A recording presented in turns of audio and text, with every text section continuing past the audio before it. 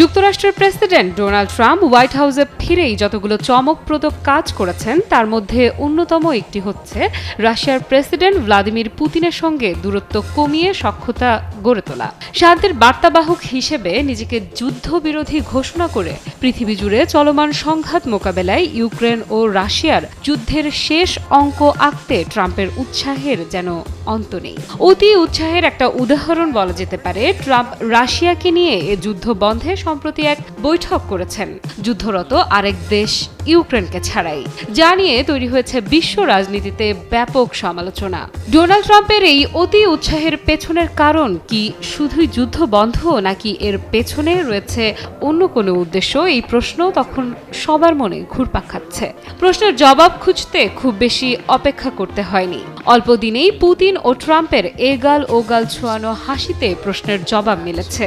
দুটি দেশই একে অপরের সঙ্গে কৌশলগত সম্পর্ক তৈরিতে প্রবল আগ্রহী বলে জানায় রাষ্ট্রনায়কেরা। টানা সপ্তমবারের মতো বেস্ট টিস্যু পেপার ব্র্যান্ড হিসেবে স্বীকৃতি পেয়েছে বসুন্ধরা টিস্যু। আর ঠিক তখনই ট্রাম্পের শান্তি নীতির আড়ালে থাকা অভিসন্ধি প্রকট হয়ে ওঠে।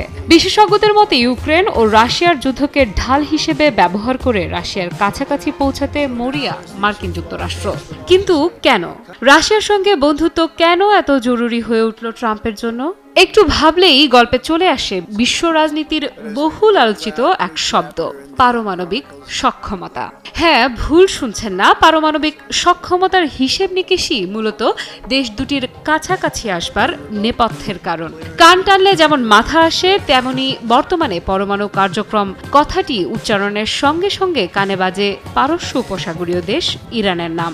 আন্তর্জাতিক পারমাণবিক শক্তি সংস্থার হিসেবে দেশটির পারমাণবিক সক্ষমতার বর্তমান অবস্থা 6টি বোমা তৈরির সমান।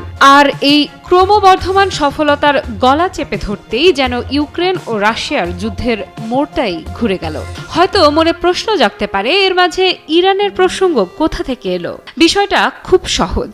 ইরানের কৌশলগত মিত্র রাশিয়া, দেশ দুটির সখ্যতা বহুদিনের। আর তাই তো সরাসরি সফল হতে না পেরে পরমাণু ইস্যুতে রাশিয়ার দ্বারস্থ যুক্তরাষ্ট্র। এতে কাজও হয়েছে দ্রুত। রাশিয়া ঘোষণা দেয় পরমাণু ইস্যুতে ইরানকে বোঝাবেন তারা, যুক্তরাষ্ট্রের সঙ্গে সমস্যার সমাধানে যেতে। এ সময় যুক্তরাষ্ট্রকে আশ্বস্ত করে রাশিয়া জানায় ইরান তাদের কথার অবাধ্য হবে না। তাহলে গল্প শেষ? যুক্তরাষ্ট্র কি তবে ইরানের সঙ্গে রাশিয়ার 20 বছরের কৌশলগত মিত্রতার স্বাক্ষর ছিঁড়ে ফেলতে সক্ষম হলো? বাস্তবতা কি এতটাই সহজ? চলুন জেনে আসি।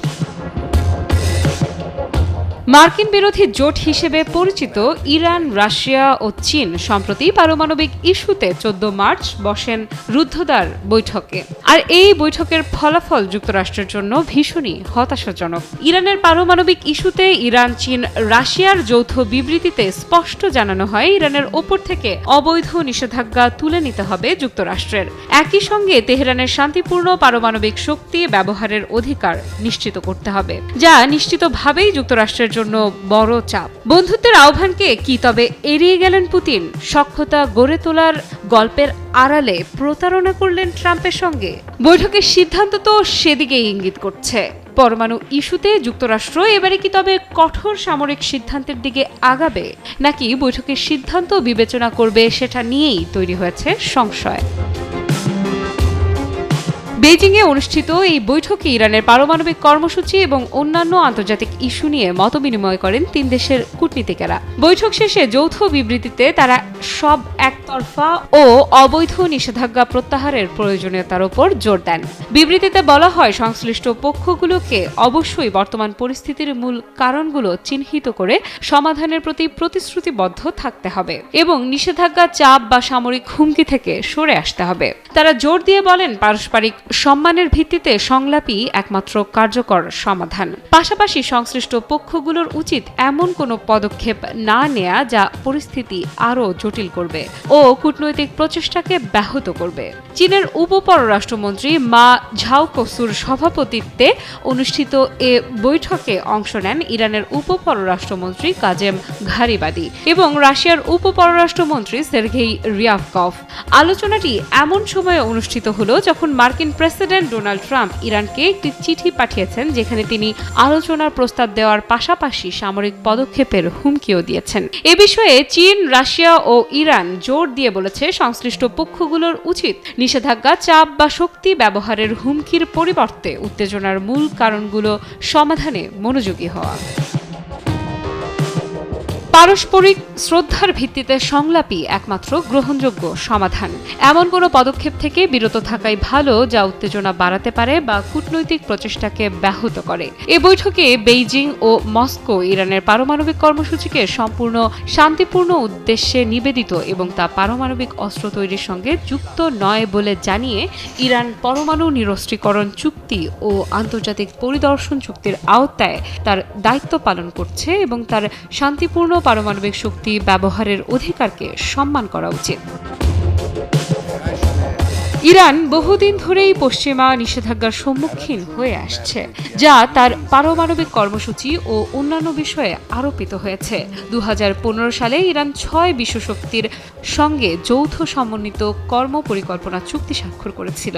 তবে 2018 সালে যুক্তরাষ্ট্র একতরফাভাবে এই চুক্তি থেকে সরে গিয়ে নিষেধাজ্ঞা পুনর্বহাল করে, যা চুক্তির ভবিষ্যৎকে অনিশ্চয়তায় ফেলে দেয়। চলতি বছরের জানুয়ারিতে নতুন মার্কিন প্রশাসনের দায়িত্ব গ্রহণের পর থেকে তারা এই নিষেধাজ্ঞা আরও কঠোর করেছে এবং সর্বোচ্চ চাপ নীতির আওতায় ইরানের বিরুদ্ধে এক প্রকার যুদ্ধ চালিয়ে যাচ্ছে।